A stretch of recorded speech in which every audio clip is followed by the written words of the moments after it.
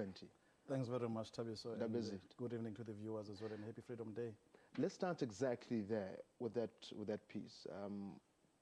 We see there are houses being built. There are success stories, but there are still problems within that in itself.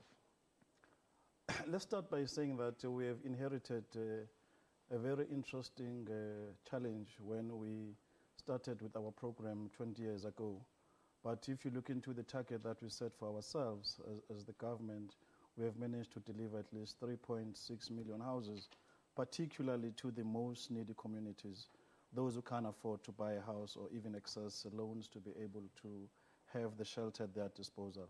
Now, if you measure the backlog that we had at the time and the delivery process that the government has been involved with, one can look back and be very proud of the determination that government has displayed in delivering such houses to people. But we should not only look into that, Tabiso. We must also look into how government has created a very conducive environment for the property market at large, as well to benefit on delivery of houses in general. Remember that we've got to have infrastructure such as water, such as sewer, and many other things, roads infrastructure and so forth, that create a very conducive environment for property development to take place in the country. If you look into the total picture, over and above 3.6 million that this government has actually delivered, and the conducive environment that it has created in other sectors of our society, from a property market general point of view, government has delivered quite a number of houses in this country. I think then the question would be, then why do we have a so-called backlog? If there are still people waiting for homes, where's it being held up? I mean, surely with 3.6 million houses, as you just said, have been built, there shouldn't be people saying, I've been waiting for an RDP house for the past 20 years. Well, there are quite a number of challenges that you know that our government has been working very hard in dealing with. When government took a very conscious decision in 2009, for example, the government was saying, let's begin to develop human settlements, where you also create economic opportunities for people to be able to access jobs.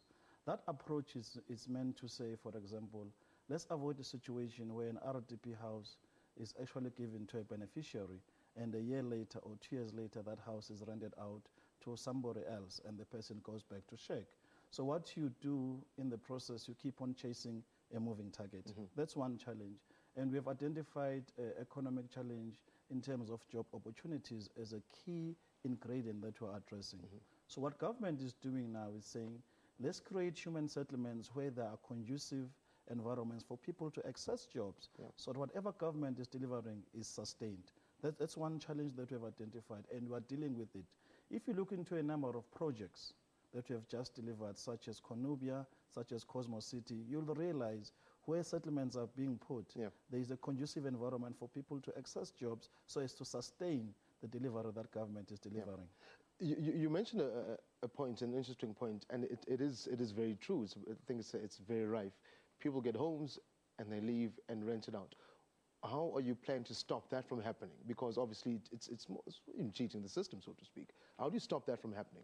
Well, in the first instance, we have a system that is very efficient, which is called HSS system at national level. It records every beneficiary. So once you've been in that system, you can't access another RDP house. Or if you leave that house and somebody is getting into it, we'll be able to track you down through that system. Because basically it's a fraudulent practice and we can't encourage that.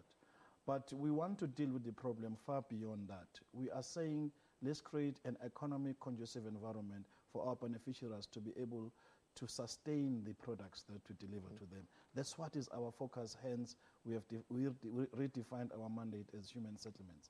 And that's what we're doing to deal with that challenge. Ndabezitha, we need to take a quick break right in Democracy 20. We'll continue the conversation in a short while. Democracy 20 continues after the break. Director General, of the Human Settlements, Director General Thabane Zulu, speaking to us right here on Democracy 20. We take a quick break, don't go away.